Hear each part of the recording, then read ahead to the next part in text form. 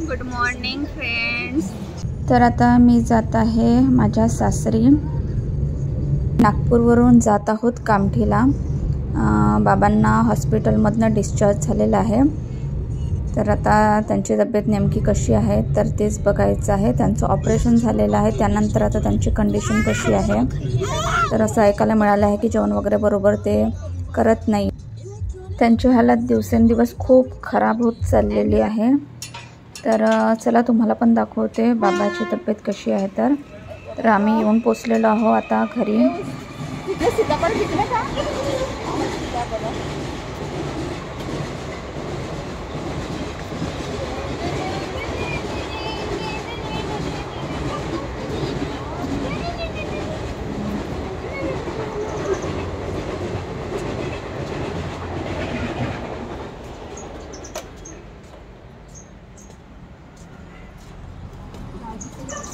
झाले का काम?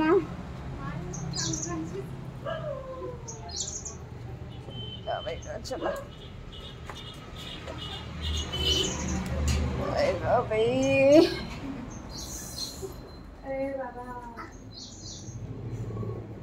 हाय.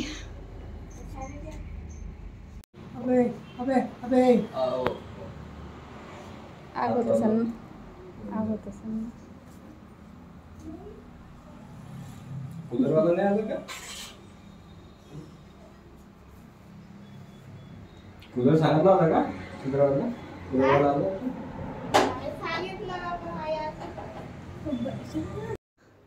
बाबाची तब्येत खूप जास्त खराब झालेली आहे. हालत दिसतच असेल तुम्हाला. खूप डे बाय डे त्यांची हालत कमजोर होत चाललेली आहे. जेवण त्यांचं बरोबर होत नाही आहे, त्यामुळे त्यांना लिक्विडी फूडच दिलं जात आहे. ज्यूस आणि नारळाचं पाणी हेच जास्त दिलं जात आहे.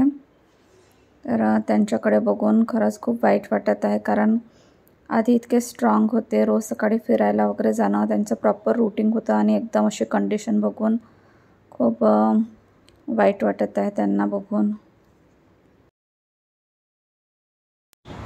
तर 1 वर्ष आधी जेव्हा इव्हांशी झाली होती तेव्हाचे काही तुम्ही व्हिडिओ बघितले असेल, तेव्हा बाबा कसे होते आणि बघा आता कशी हालत झाली बाबाची. खूप खराब झाली आहे.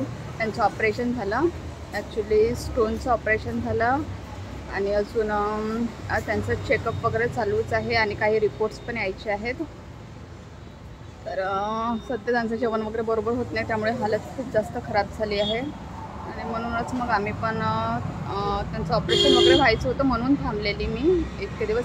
ॲक्च्युली ईशींचं पण स्कूल सुरू आहे, पण आता आम्ही सुट्ट्या घेतल्या. तर आता कालच बाबाचं झालं डिस्चार्ज. तर आता बाबा आहेत घरी. नाश्ता वगैरे इथे झाला आणि आता नागपूरला जाऊ, कारण मिस्टरांचं आहे ऑफिस.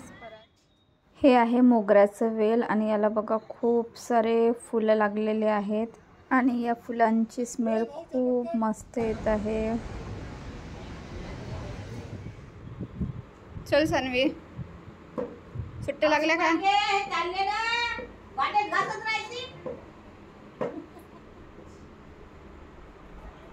तर आता आम्ही निघत आहोत नागपूरला जाण्याकरिता आणि बाहेर खूप जास्त ऊन आहे. परत मध्ये मध्ये बाबाला बघण्यासाठी येणार आहोत आम्ही.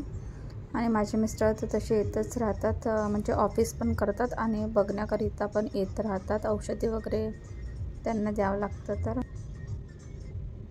इकडे खूप जास्त ऊन आहे.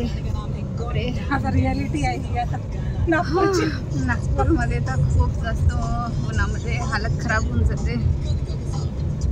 घरातून गाडीपर्यंत बाहेर थोड्या वेळ पण उभं राहून नाही होत. पूर्ण डोकं एकदम गरम गरम होऊन जाते.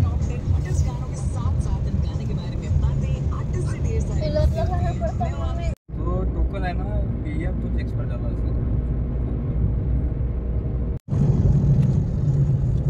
तर आता आम्ही नागपूरला येऊन पोचलेलो आहोत.